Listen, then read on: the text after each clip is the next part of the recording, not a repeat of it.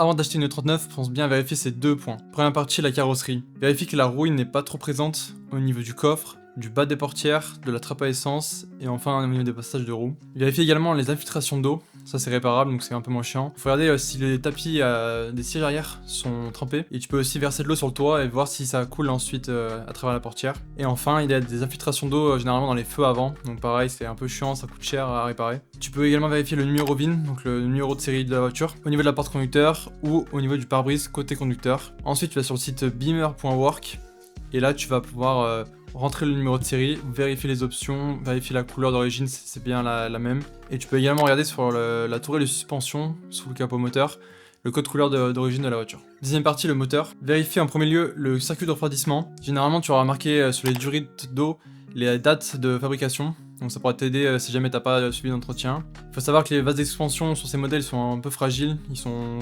complètement en plastique, comme la pompe à eau, qu'il faudra aussi changer par précaution, ainsi que le calorstat, si ça n'a pas été effectué récemment. Ensuite, vérifier le train avant, si au freinage tu sens des tremblements dans le volant, c'est qu'il y a des pièces qui doivent être changées dans le train avant, soit des cylindres blocs, soit des bras de contrôle. Ensuite, si c'est une boîte automatique, normalement il n'y a pas besoin de vidange d'après BMW, mais c'est quand même conseillé de la faire en garage spécialisé après 100 000 km.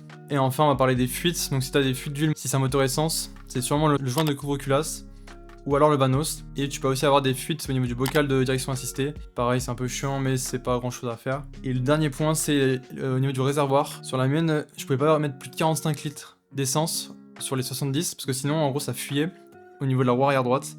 Et apparemment, c'est un problème connu, c'est au niveau du joint qui est situé au niveau de la roue arrière droite. En conclusion, préférez un gros kilométrage avec un entretien régulier et rigoureux. Et sinon, évitez la rouille plus que possible, parce que c'est vraiment quelque chose qui est cher à réparer en carrosserie.